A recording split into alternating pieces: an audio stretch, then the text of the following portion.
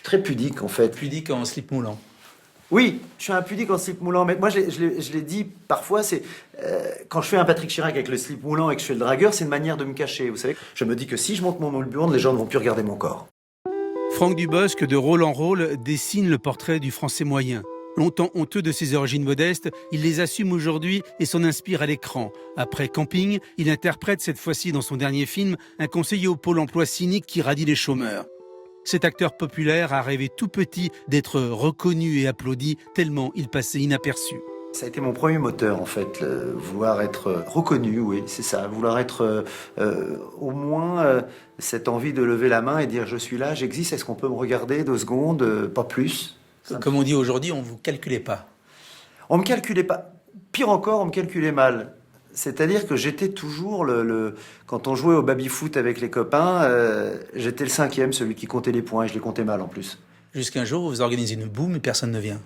Ouais, je fais une boum chez mes parents, et puis, alors j'organise, j'achète toutes les boissons, j'emprunte des spots qui clignotent, et puis effectivement, je pousse la table, je demande à ma mère de ne pas être là l'après-midi. Elle n'est pas là, elle me laisse. Et puis j'attends, et personne n'est venu. Alors j'ai mis un peu le bordel pour que quand mes parents rentrent, ils croient que mes copains étaient venus. Mais personne n'était venu. Est-ce que tout petit, vous vous disiez, un jour, je serai applaudi. Un jour, on m'aimera pour ce que je suis. Oui, ça me faisait vivre. Un jour, quand j'étais amoureux d'une fille, c'est un jour elle me regardera parce que tout le monde me regardera. Mais je savais pas comment, je me disais pas que c'était en étant acteur ou je savais pas comment, mais je disais un jour oui. Et un jour, je sortirai aussi de ma condition sociale. Un jour, je quitterai les HLM. Oui, je voulais être comme les gens que je voyais à la télé, c'est-à-dire je voulais. Je me disais un jour, moi aussi, je ferais du ski. Un jour, je monterais à cheval, je jouerais au tennis et j'aurais une belle voiture. Vous habitiez la banlieue de Rouen. Est-ce qu'il est vrai que quelquefois, vous faisiez semblant de sortir d'une porte cochère pour faire croire que vous sortiez de cet hôtel particulier-là? C'est pas parfois, c'est toujours, tout le temps. En fait, j'allais à Rouen, sur la rive droite, et puis je montais une grande rue, une rue très chic, avec des immeubles comme j'en voyais dans les films, comme à Paris. Plus on me voyait sortir, plus je me disais, les gens, ils doivent croire que j'habite là. Longtemps, vous avez eu honte de vos origines sociales, et aujourd'hui, vous avez honte d'avoir eu honte. Ouais, j'ai honte d'avoir eu honte. Moi, je vois mes enfants, j'ai 2 enfants. Je suis sûr qu'à un moment donné, ils auront honte ou ils seront gênés d'être mes enfants à moi.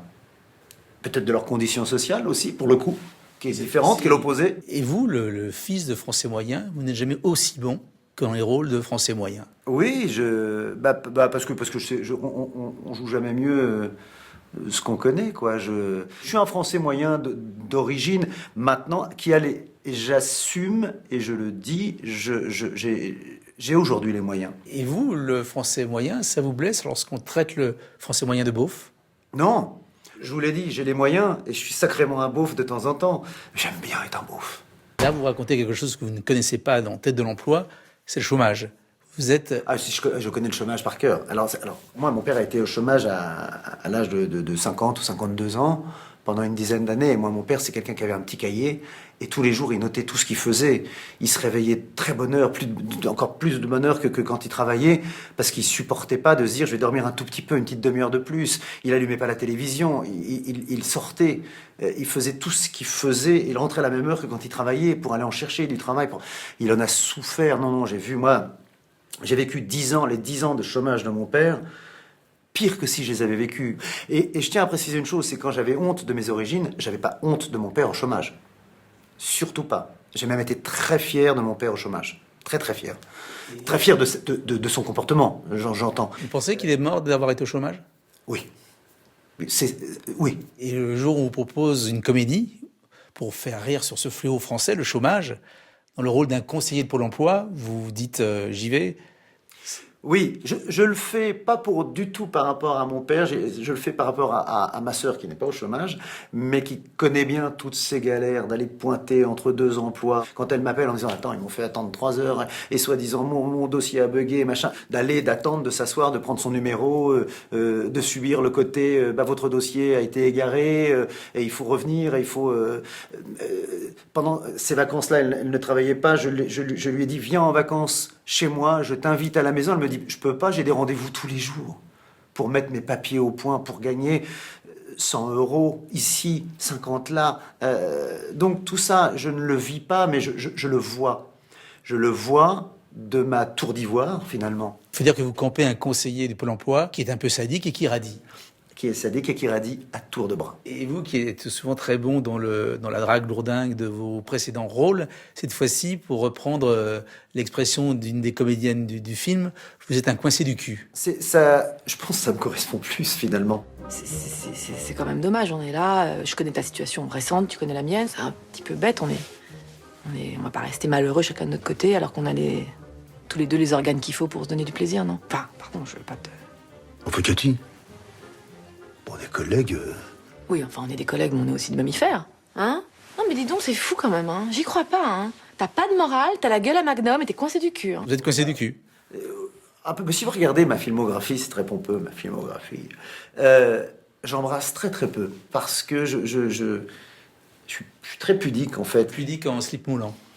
Oui, je suis un pudique en slip moulant, mais moi je l'ai dit parfois, c'est quand je fais un Patrick Chirac avec le slip moulant et que je fais le dragueur, c'est une manière de me cacher, vous savez. Je me dis que si je monte mon moule-burne, les gens ne vont plus regarder mon corps.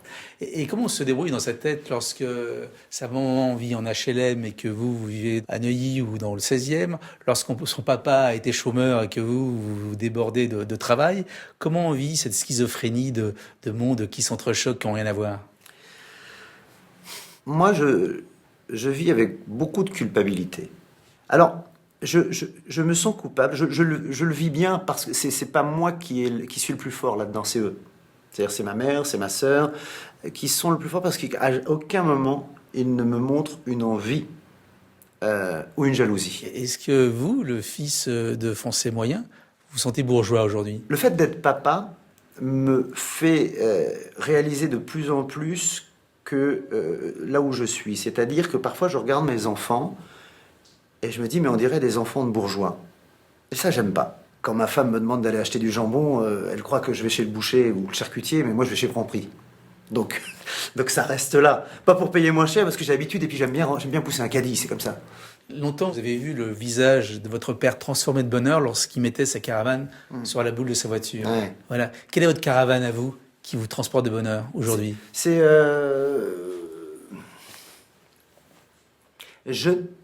pense que je n'ai pas je ne l'ai pas. Je n'ai pas ma caravane de bonheur. Je n'ai pas cette amplitude de tristesse de l'année et tout à coup... Cette parenthèse, c'est-à-dire je pense que mon père avait une parenthèse de bonheur de 3 semaines supérieure au camping quand on allait en vacances. Cette parenthèse de bonheur pendant ses vacances était supérieure à mes 12 mois de l'année. Alors, il faut choisir. Moi, j'ai une moyenne. Vous n'avez jamais été aussi heureux en vacances que lui a été heureux dans son camping? Ouais, non, jamais.